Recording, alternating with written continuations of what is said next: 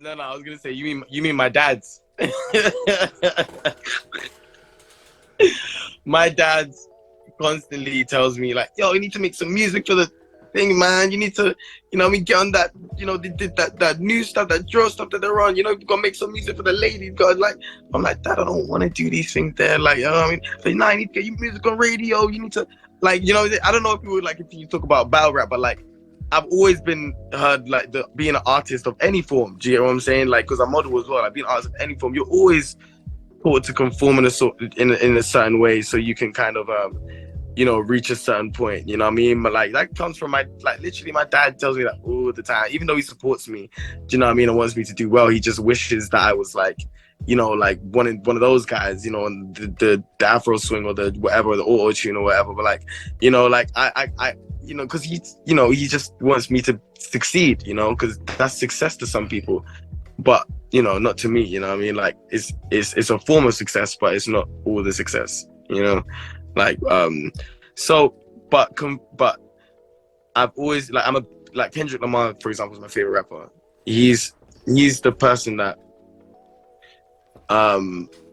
that does it the best, in terms of remaining true to culture and himself and identity and the values of what hip hop is, and the core values and the four, whilst mixing the commercialism and being able to, I've always been able to kind of like, from that model, him being my favorite rapper, I've always kind of like not do it, when I want to do it, essentially, but conforming has always been like a conversation, do you know what I mean, as an artist, about like the TikToks and algorithms and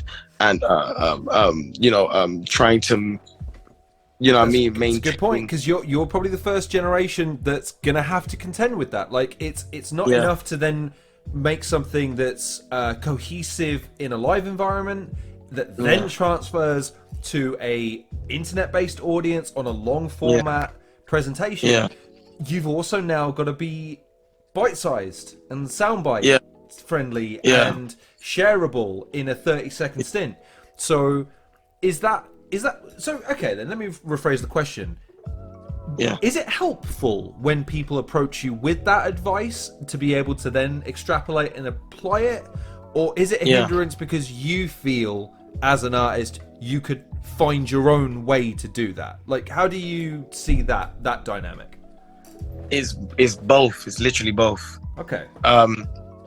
It's hard to accept as somebody that wants to have their own path and have their own way and do things that they believe that they can, like, I've always believed in the music and the art first. I've always believed in, talent, getting me to places where I want to be, you know what I mean? Like, but at the same time, I've always appreciated the information that I've gotten from people, even though it's really hard for me to conform to.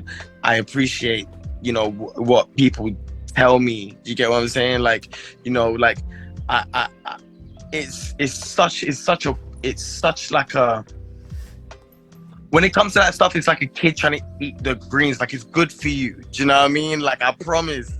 Like, it's good for you. I'm like, it's like, I don't want to, I can, like, I get it. Do you know what I mean? It may be good for me, but like, I don't like celery.